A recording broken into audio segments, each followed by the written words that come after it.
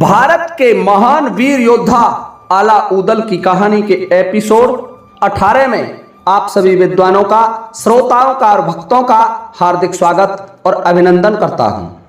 आइए श्रोताओं, अब मैं आपका ध्यान एपिसोड 17 से जोड़ रहा हूं। एपिसोड 17 में मैंने आपको बताया था कि महाराज परमाल जो महोबा के राजा हैं, उनके दोनों प्रधान सेनापति जसराज बच्छराज मारे जाते हैं और उन दोनों के शीश काट करके कलिंगा ने और कासोगढ़ के राजा गज ने अपने अपने दरवाजों पर लटका दिए। ऐसा लिखित में भी प्रमाण है। जब महाराज परमाल वापस महोबा आते हैं तो परमाल घबराए हुए हैं और महारानी मलहना जो कि राजा परमाल की पटरानी हैं, उनके महल में आ जाते हैं। जब रानी मलहना ने महाराज परमाल को आते हुए देखा तो रानी मलहना मन में विचार करती हैं कि राजा चिंताजनक स्थिति में हैं। महाराज का चेहरा उतरा हुआ है, चेहरे पर धूल छा रही है, महाराज का चेहरा उदास है, नेत्रों से आंसू बह रहे हैं। महारानी ने महाराज परमाल को बैठने के लिए सोने का पलंग बिछवा दिया और महाराज उस पर बैठ जाते हैं। महारानी मलहना राजा परमाल से पूछने लगी कि गढ़गंगा का स्नान कैसा हुआ। तो महाराज परमाल बोले, महारानी ऐसा स्नान कभी नहीं किया, गंगा का हाल कहा नहीं जाता।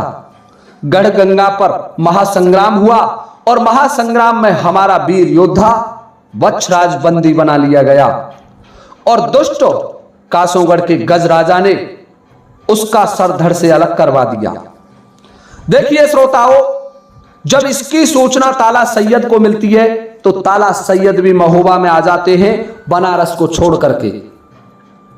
महाराज परमाल से ताला सैयद कहने लगे कि राजन, यदि आपकी आज्ञा हो तो मैं अकेला कासोगढ़ को ध्वस्त कर सकता हूं और उस दुष्ट करिया को जो मानवगढ़ का राजा है उसे भी उसकी करनी का मजा चखा सकता हूं, परंतु राजन आप मुझे आज्ञा दें। महाराज परमाल ने मन में विचार किया कि अब महोबा क्षत्रिय विहीन है, महोबा में कोई योद्धा नहीं रहा और मेरे पास केवल एक सेनापति के रूप में है तो ताला सैयद है, और यदि ताला सैयद भी वीरगति को प्राप्त हो गया तो फिर महोबा के लिए कोई धीर का धरने वाला नहीं रहेगा। महोबा पर कोई भी शत्रु किसी भी समय आक्रमण कर देगा और जो बच्चे हैं अभी वो बहुत छोटे हैं। श्रोताओं, महोबा के महलों में उदासी छा रही है। महारानी कनका जो बच्छराज की पत्नी थी और देवलदे जो जसराज की पत्नी थी, बार बार विलाप करती हुई मूर्छित हो रही हैं। श्रोताओं, उस घोर विपत्ति में फंसा हुआ महोबा अपने समय को निकाल रहा है। अब देखिए, ईश्वर का संयोग होता है। हर किसी चीज का एक निर्धारित समय होता है। कोई भी घटना घटित होती है तो उसके लिए ईश्वर के यहां से एक पूर्व विधान भी होता है और निर्धारित समय पर आकर के ही घटना घटित होती है। तब तक जो देवलदे थी उसका गर्भ 9 माह का हो चुका था और उस गर्भ में पल रहे थे महावीर भट योद्धा उदल, जो कि पांडवों में से एक महाबलवान योद्धा भीम के अवतार थे। भगवान श्री कृष्ण के अनुसार भीम को उदल के रूप में जन्म लेना था और द्रौपदी का आधा खप्पर भीम में भरना था। मैंने आपको एक वीडियो बनाया था कि द्रौपदी भीम को क्यों मारना चाहती है। जिन भाइयों ने वो वीडियो नहीं देखा है वो जाकर के देख सकते हैं। तो भीम में आधा खप्पर भरना था, वही भीम कलयुग में आकर के उदल के रूप में अवतरित हो जाते हैं। उदल का जन्म हो जाता है।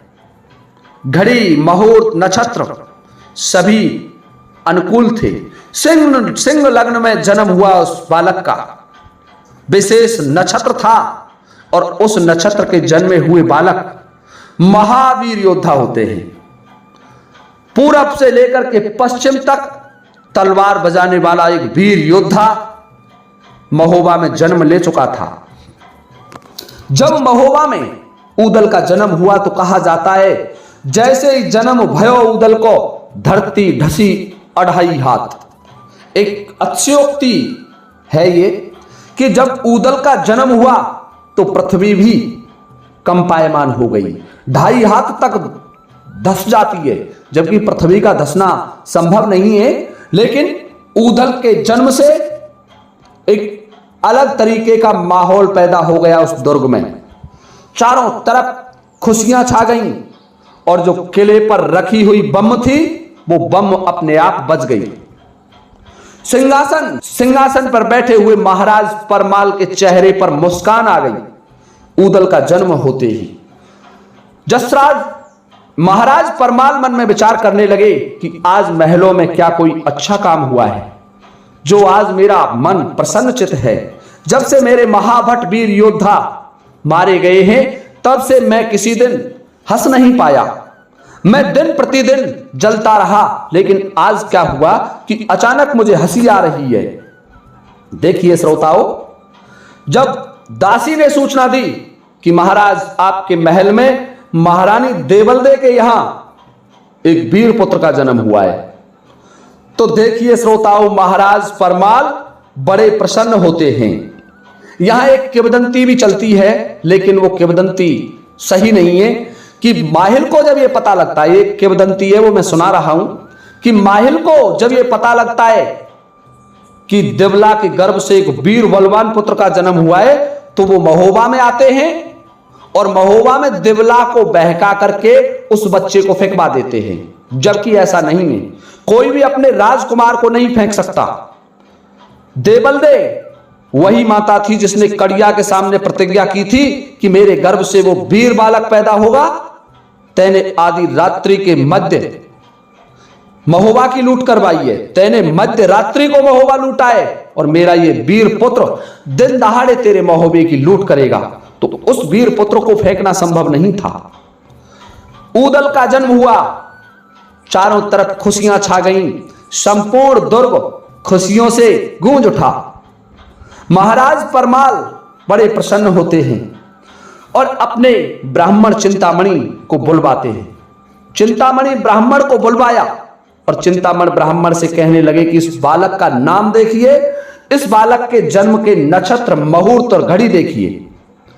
देखिए श्रोताओं, जब चिंतामणि ने, जो कि उनका पुरोहित था, राज पुरोहित था, उसने घड़ी, मुहूर्त और बालक के जन्म को देखा तो महाराज परमाल से कहने लगे कि राजन, ये बालक जिस नक्षत्र में पैदा हुआ है ऐसा विशेष नक्षत्र है कि उत्तर दिशा से लेकर के दक्षिण दिशा तक, पूरब से लेकर के पश्चिम दिशा तक इसकी तलवार अजय रहेगी। इसकी तलवार का सामना करने वाला कोई वीर योद्धा पैदा नहीं होगा। यह एक महावीर, महायोद्धा, महाभट बलवान बालक है। जब तक ये महोबे में रहेगा तब तक शत्रु महोबा की तरफ आंख उठा करके भी नहीं देख सकते। राजन, महापराक्रमी, अद्भुत बलशाली, आने वाली कई हजार वर्षों तक उसकी वीर गाथा गाई जाएगी। ऐसे वीर पुत्र का जन्म हुआ है। श्रोताओं, ऊदल का जन्म से महोबा में खुशहाली छा जाती है। अब देखिए, ऊदल का जन्म हो गया, उधर जो चिंतामण नामक राजपुरोहित था, महोबा में बालकों का जन्म हो रहा है। उसके यहां भी उसकी पत्नी गर्भवती थी और उसके यहां भी एक वीर बालक का जन्म होता है जिसका नाम ढेवा बताया जाता है। ढेवा के बारे में देखिए, मैंने पहले वीडियोज में भी ये बताया और मेरे पास कमेंट भी आए कि ढेवा को सहदेव का अवतार बताया जाता है, परंतु जो भी कुछ सही है मैं ये नहीं कह सकता।